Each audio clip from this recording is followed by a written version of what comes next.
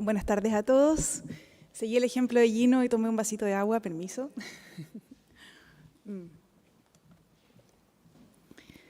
Este es un resumen de lo que les quiero contar en esta oportunidad. Vamos a partir conversando sobre algunos fundamentos de la medición de ansiedad matemática. Varios ya los presentó Gino, así que vamos a pasar rapidito por ahí. Luego les vamos a contar un poquito cómo definimos el constructo, que es el fundamento más importante de cualquier instrumento de medición.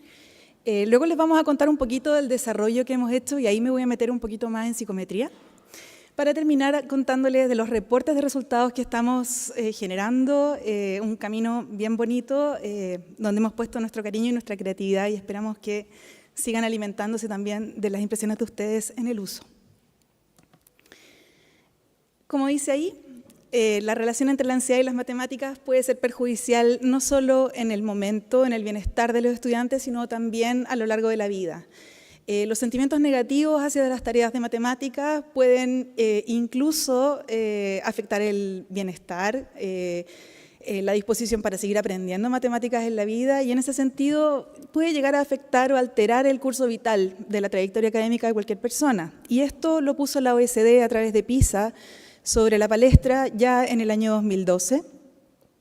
Y acá tenemos, bueno, esto ya lo mostró Gino, pero el 2022 la prueba PISA nos mostró que no solo no habíamos mejorado en relación a la ansiedad en tareas de matemáticas, sino que además teníamos un aumento en el reporte de la ansiedad respecto de las actividades de matemáticas entre nuestros estudiantes.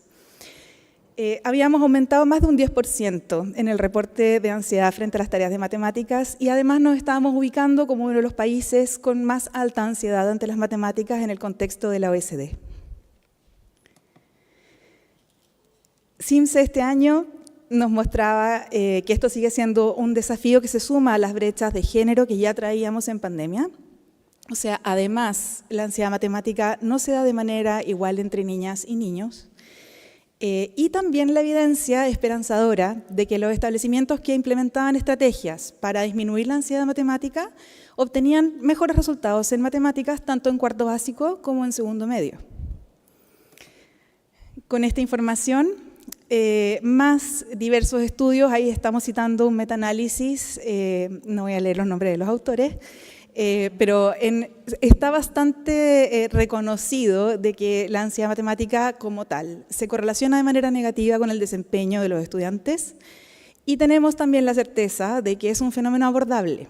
El contexto educativo tiene mucho que hacer al respecto, es algo que podemos maniobrar y por lo tanto necesitamos poderlo identificar de manera clara, específica, precisa, nosotros diríamos confiable también.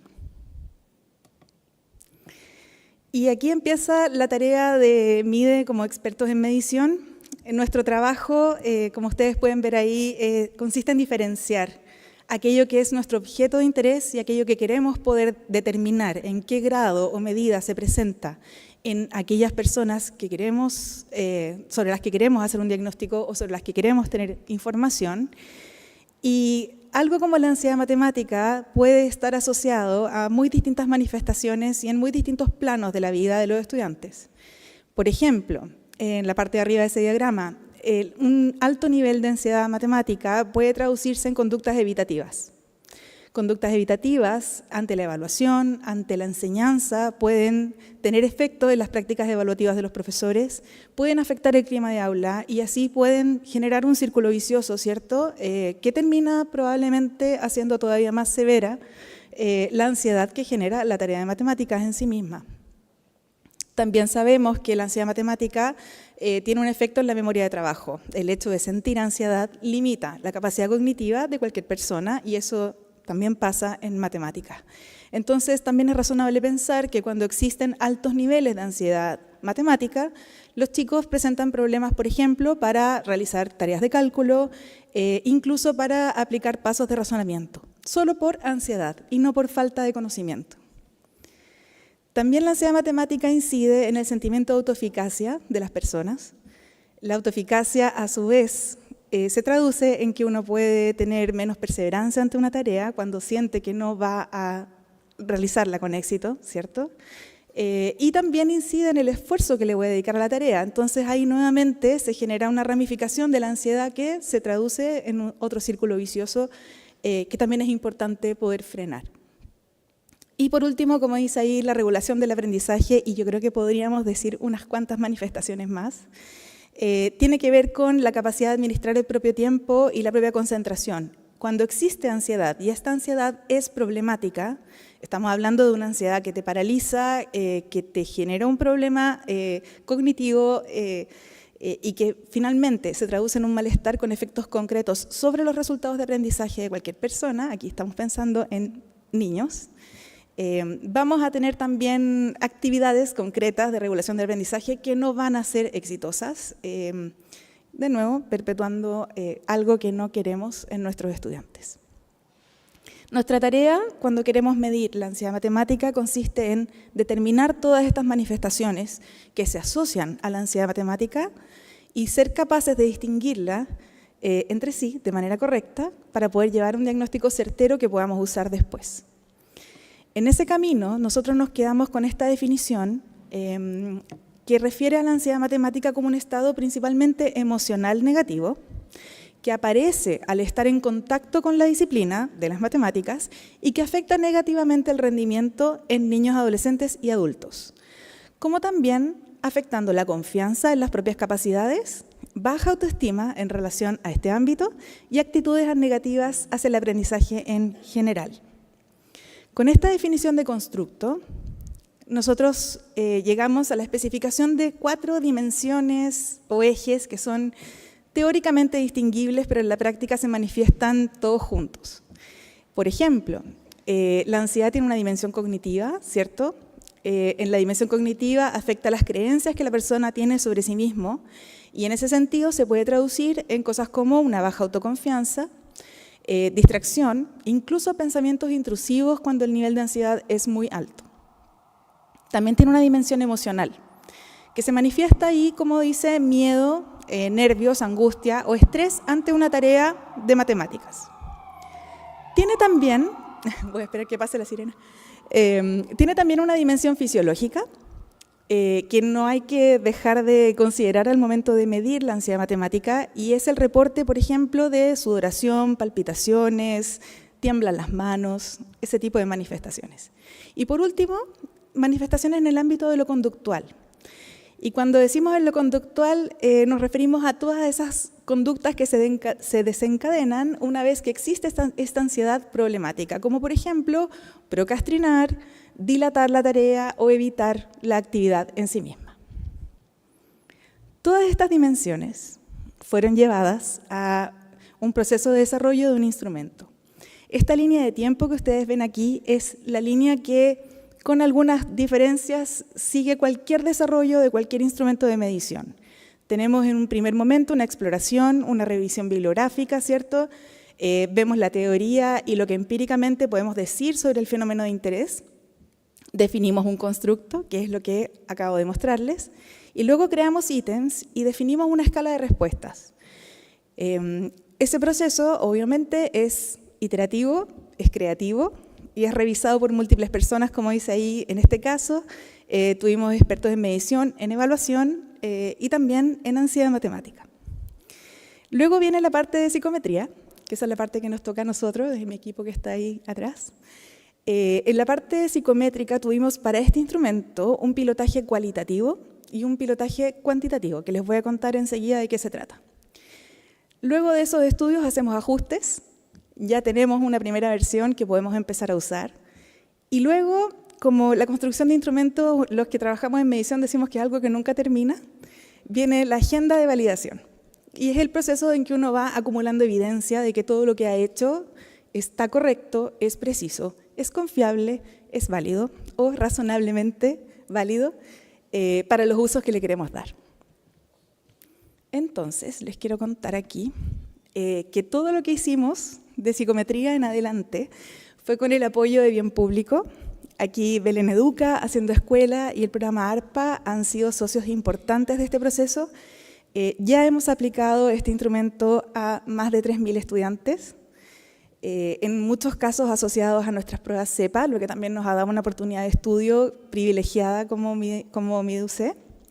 Así que aquí va el agradecimiento para ellos que hicieron posible todo lo que les cuento acá. Ahí, para los que tengan alguna curiosidad, el instrumento que desarrollamos es de autorreporte y está pensado para niños de tercero básico hasta sexto básico. Y en tercero básico todavía tenemos chicos que la tarea de lectura es desafiante, es compleja, es una realidad con la que lidiamos todavía en Chile. Y estamos preguntando sobre manifestaciones emocionales, conductuales, fisiológicas y cognitivas. Entonces, las escalas de respuesta a las que llegamos para hacer esta tarea más sencilla a nuestros participantes en la medición son las caritas que ustedes ven ahí y los vasitos. Ustedes dirán, ¿cómo ustedes saben que esto funciona?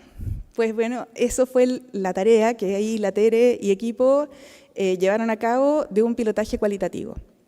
El pilotaje cualitativo son entrevistas a chicos de la edad de nuestro grupo de interés, o sea, niños de tercero básico, que leían las afirmaciones, miraban la escala de respuesta, daban una respuesta y luego nos contaban qué era lo que habían entendido y por qué habían dado esa respuesta.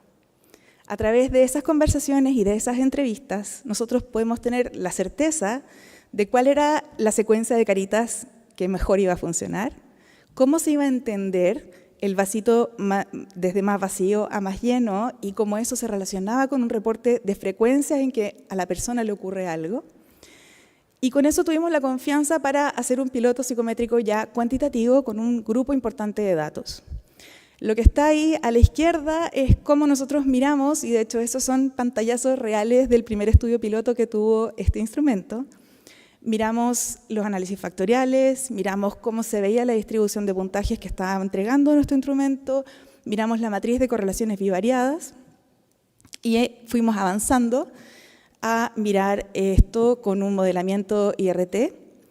El modelo IRT, para quienes no lo conocen, es un modelamiento estadístico bastante sofisticado que solamente es posible hacer cuando tenemos un alto volumen de datos y que nos permite hacer un muy buen aprovechamiento de la información para entregar mediciones más precisas a nivel de todos los participantes.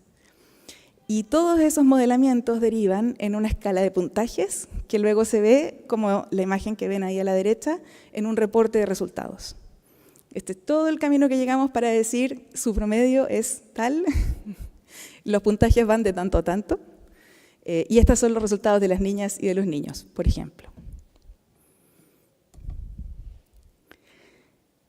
Creo que esto es lo último que tengo para contarles del desarrollo. Parte importante del trabajo que nosotros hacemos no solamente es estudiar desde un punto de vista psicométrico nuestros instrumentos, también es explorar cómo aquello que estamos evaluando se relaciona y esto ocurre en la dirección esperada con otras variables relevantes.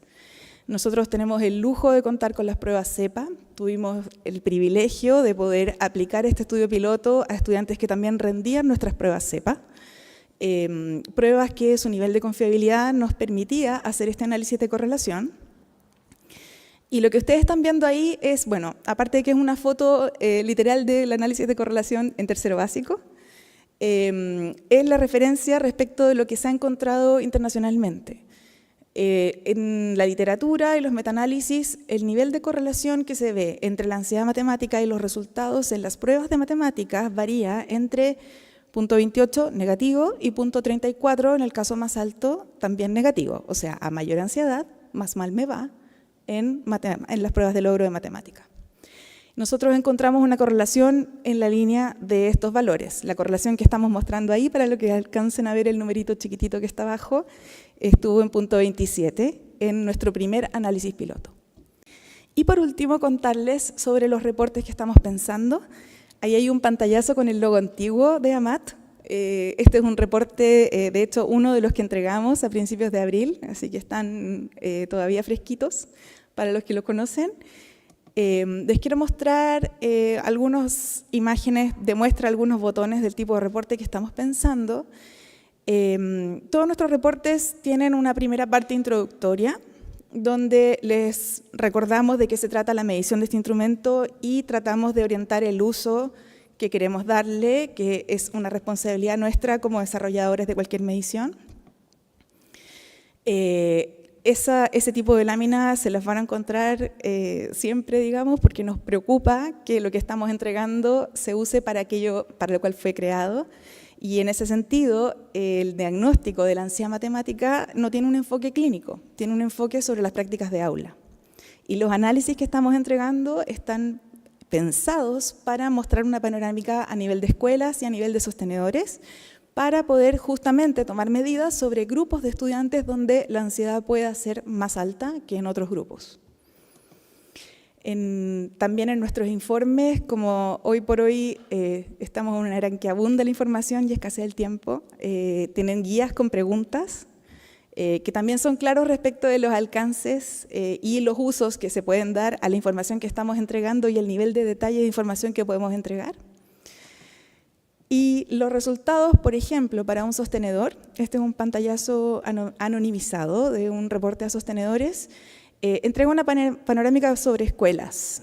Aquí el primer grupo de barritas, que tiene un fondo gris, es el resultado del sostenedor, en particular en este caso, que tuvo un promedio de 100 puntos. Y los resultados también a nivel de esta gran agrupación que es el nivel de sostenedor, de niñas en la paletita magenta y de niños en la paletita más verde oscura. No sé si todos ven los colores igual que yo, pero se lo imaginan. Y a continuación una panorámica con todas las escuelas hacia el lado, donde por ejemplo, si nos movemos 4 grupos de barritas a la derecha, tenemos una escuela donde las niñas tienen un promedio de 114 y los niños un promedio de 95, más o menos. Y el promedio de ansiedad de esa escuela anda más o menos parecido al del sostenedor. Esto rápidamente nos dice que tenemos una realidad más o menos homogénea entre escuelas, una situación más o menos parecida. Ninguna se escapa demasiado lejos de lo que estamos viendo a nivel global. Y eso nos permite avanzar a ir encontrando diferencias en grupos más pequeños, como pueden ser las aulas, por ejemplo. Y este es un pantallazo de cómo se ve un reporte a escuelas cuando se presentan los resultados para cada aula. Aquí de nuevo tenemos una panorámica comparada. Estos son 3 cursos paralelos de tercero básico de la misma escuela.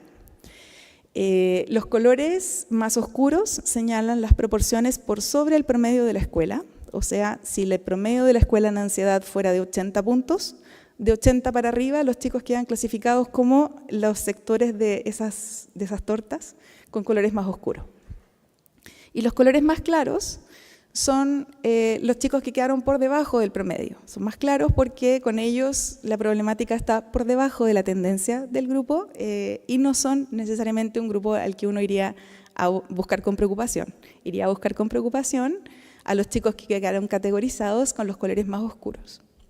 Y de nuevo, niñas y niños con este magenta, esta graduación en magenta y esta graduación en verde-azul, donde podemos empezar a encontrar diferencias interesantes. Si se fijan, aunque estos son 3 aulas de un mismo colegio, y de hecho lo elegí al azar, el tercero C tiene una distribución un poquito distinta a la de los otros 2 cursos.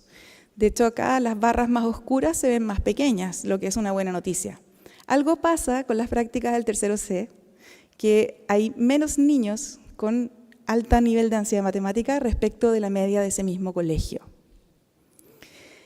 Mientras que el A y el B se ven bastante parecidos. También hay unas diferencias de composición ahí interesantes. Por ejemplo, en el tercero B hay más niños que niñas, curiosamente.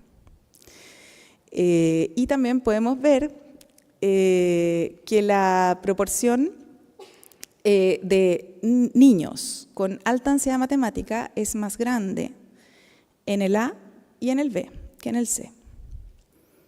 Y las niñas tienen proporciones más o menos similares entre los 3 cursos. Y así uno se puede entretener sacándole harta información a este gráfico, pero lo que toda escuela necesita finalmente es un detalle también a nivel estudiante, ¿cierto? Y así se ven, anonimizados por supuesto, los gráficos de resultados por estudiante para cada aula que participa en este estudio. Están ordenados de menor a mayor puntaje en ansiedad matemática, por lo tanto los casos que podríamos decir más problemáticos están abajo en el gráfico. Esa sombra verde que está detrás de las barras indica el promedio del establecimiento, para tener un punto de referencia, que es el punto de referencia que podemos dar hoy. Y de nuevo, las barras de colores dicen si eres niña o si eres niño. Este gráfico es uno de los de la lámina anterior, o sea, los datos provienen de uno de los cursos de la lámina anterior.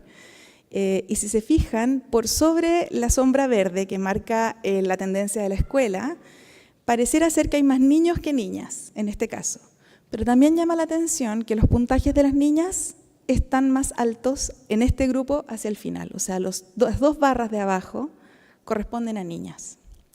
Nuevamente nos volvemos a encontrar con que el reporte de ansiedad matemática tiende a ser más alto para niñas que para niños. Estos datos lo confirman, lo elegí totalmente al azar, podría no haber sido el caso. Pero este es el tipo de lectura y el tipo de análisis que esperamos promover y esperamos que sea de utilidad para el abordaje de estas situaciones en las aulas y en las escuelas que participen en este estudio. Esto como un bonus, contarles cómo seguimos con esto. Las misiones que tenemos puestas como MIDE son las 4 que están ahí. Queremos seguir reuniendo evidencia de la relación con los logros de aprendizaje. Ya tenemos los resultados de la última aplicación en la mano y vamos a tener información sobre otros niveles, chicos un poquito más grandes, vamos a estar mirando esas correlaciones. También nos interesó mejorar y precisar cuánto de lo que estábamos midiendo se relaciona con autoeficacia académica, más general, y ojalá poder diferenciar dificultades de autoeficacia académica de ansiedad matemática como problemas distintos.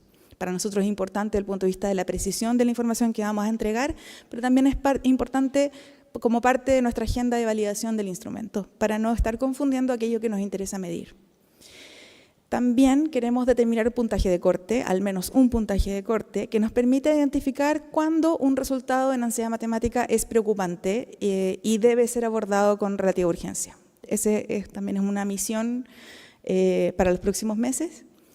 Y para quienes vuelvan a aplicar este instrumento a final de año, que va a ser, esperamos, un grupo importante de los que ya participaron y permitieron que todo esto fuera posible, pensar en un buen reporte que permita entregar una buena mirada sobre si la misma medición para los mismos niños en distintos momentos del tiempo muestra cambios o no. Todos esperamos que este instrumento permita no solamente levantar información a nivel diagnóstica, sino también saber cuándo lo que hicimos funcionó, versus cuando todavía tenemos tarea pendiente y funcione como una manera de evaluar nuestras acciones para incidir en este problema que no queremos en ninguno de nuestros estudiantes. Eso es todo lo que tenía para contarles, así que muchas gracias por su atención.